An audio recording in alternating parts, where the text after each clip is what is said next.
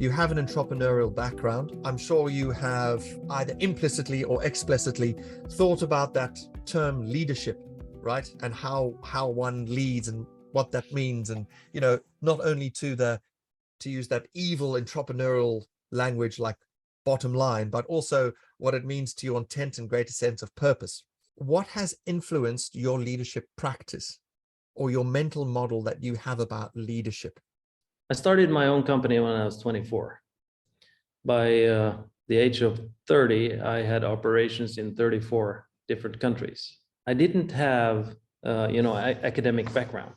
I haven't taken any leadership classes that I can remember, but I've been very focused on one thing. There are people in the world that are world class, that if you combine all of them, you would be a fantastic leader.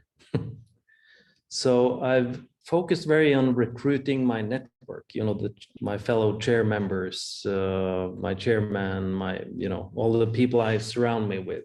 So most people at the age of 30 would be happy just to have a board of directors.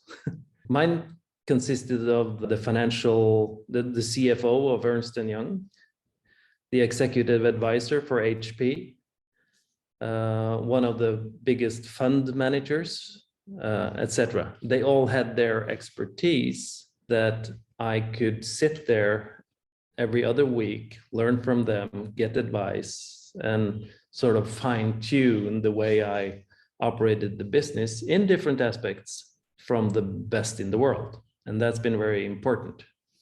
I think that's been the biggest, the most important factors for being a good leader internally.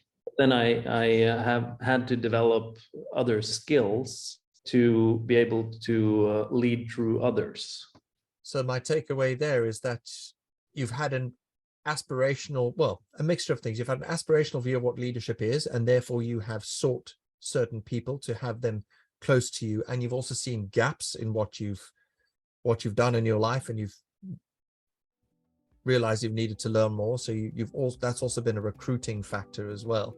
But in essence, what you've done is you've surrounded yourself with people better and more experienced than you. Yeah. Not anymore, but they were.